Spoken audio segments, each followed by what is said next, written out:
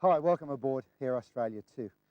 Now before we start, there's a couple of things that I wanted to say. Firstly, I wanted to thank the hundreds and hundreds of people who have contacted me both by phone and by mail with complimentary remarks about Air Australia 1.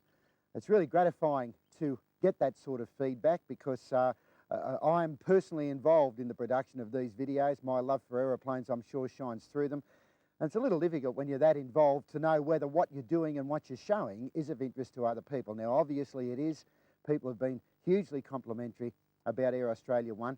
This is, of course, the beginning of Air Australia 2, and we are also in production with Air Australia 3. More about that at the end of this tape. Now, the second thing I wanted to say is a very sad thing. On the 6th of March 1997, Guido Zaccoli was killed in the crash of a Harvard at Tyndall Air Force Base in Darwin. Guido's stable of Sea Fury, Boomerang and Fiat were the main features in Air Australia 1. We shot them from the top of a mountain in the Brisbane Valley. Guido was hugely cooperative in placing the aeroplanes where we needed them to be, in going to a lot of expense to fly them and to run them for the hour and a half or so it took to shoot the footage.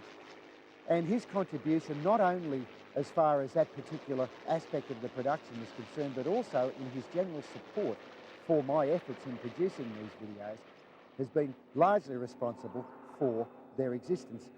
Now, that support on Guido's part fed right through to everybody within the movement and also his friends and his family. And I guess we all lose friends and acquaintances and loved ones as the years go by. And I've lost my share of people whom I valued and whom I loved. But I find myself lamenting Guido's loss to a great extent. I'll be driving along in the car or I'll be working or doing whatever, and Guido will pop into my mind. Guido Zaccoli was born in Italy. He moved to Australia at a fairly early age and spent most of his working life as a civil engineer in the Northern Territory, where he amassed quite a substantial fortune. Guido then moved to Toowoomba in southeast Queensland and commenced his involvement with the Warbird movement, having first become Australian aerobatic champion. And as Guido said in Air Australia 1, when I asked him why he'd moved from aerobatics to Warbirds, he said that the aerobatic aeroplanes didn't have quite enough power to do what he wanted them to do. Now, in opposition to a lot of people in the Warbird movement, Guido was a fairly retiring person. He appeared to be shy. He was a man who did not press his opinions upon the rest of the movement, but he was also a man whose opinion was more than keenly sought by everybody in the movement whenever an issue of importance came up, because you could bet your life that Guido would come up with exactly the right angle and that his ideas and attitude would be the right one. Now, Guido was also a devoted family man, and he's greatly mourned by his wife Lynette, his daughter Anna Marie. Now, Lynette is going to keep the Zaccoli stable going. It will be seen at air shows around the country, flown by Matt Handley and by Wayne Milburn and by other pilots. And that's a gratifying thing to see, and I'm sure Guido would have wished that that be the case. And in fact, I'm sure he stated that he wanted that to happen if the worst ever happened. Now, wherever Guido is, I'm sure there are beautiful aeroplanes with big engines and mountains and valleys of clouds through which Guido can carve bright arcs in the sky.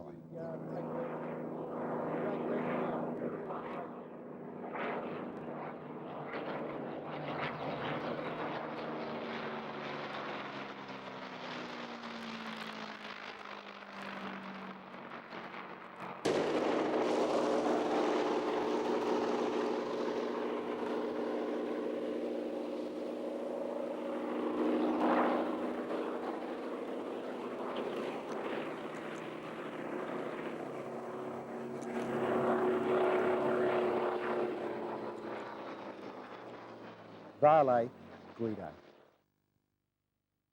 Now, this video has been a couple of years in production, and in it you will see quite a lengthy and very friendly interview with Bob Hoover, the world's greatest pilot, mainly about his testing of the original T-28. He flies Kim Rolfe-Smith's beautiful T-28 and pronounced it one of the best aeroplanes of its type that he'd ever flown. We will also be going to the other end of the scale and looking at Nestor Slepchev's quite remarkable German World War II Fiesler Storch replica, which flies backwards when it feels like it. We'll be conducting a type report on the Wirraway, an Indigenous Australian type and close cousin, as everybody knows, to the boomerang. And we'll also be looking at a lot of other aspects of aviation in Australia. Let's get flying. The name Col Pay is well known in Australian warbird circles and by patrons of air shows all over the country. Col runs an aerial agricultural business at Scone in New South Wales, and he has a superb stable of restored aircraft both from World War II and also from later times, including warbirds and light aircraft. Now, Col's most famous aircraft is the Spitfire. He also has a P-51. We're about to talk to Col briefly and then look at some superb footage of his stable. Well, Col, you've given Australia something, as far as her heritage is concerned, that nobody else has been able to do. You've given her a Spitfire, which is in the colours of one of the Australian squadrons during the Second World War. That's right, yeah. The ones when they operated in Darwin, it was these colours. I just didn't put a squadron number on it, that's all. Right. You acquired the aircraft quite a long time ago. In fact, I remember it in Bankstown. I used to go to sleep in the cockpit when it was hanging in Sid Marshall's hangar. Yeah, I bought it in 80... Oh, I'm trying to think now, 82 or 83, something like that. 82, or 81, 82, because 82, yep, and because it took three and a half years to get it flying, and it flew in 85, so... Was it a difficult restoration? Very difficult. From what point of view? Lack of spares? Just the very, anyone's lifetime, you only want to build one Spitfire, I think. And getting back to the Spitfire, what's her history? Well, it was the last bit to come to Australia in the war and never come out of the box. And then it went to Sydney Tech College. I went from there to Sid Marshall to Jack, and Jack to me. Well, Col, thanks once again for giving us this aeroplane. I never thought when I was young that I'd see a Spitfire in Australian skies. Mm. The remarkable thing about it is it's the sort of aeroplane that you can just about hop in and go, can't you? I mean, it doesn't really require much ground support. The engine's reliable. Yeah, no, it's a very good aeroplane, yeah. But just unbelievable that we had so many at the end of the war and we've got so few now.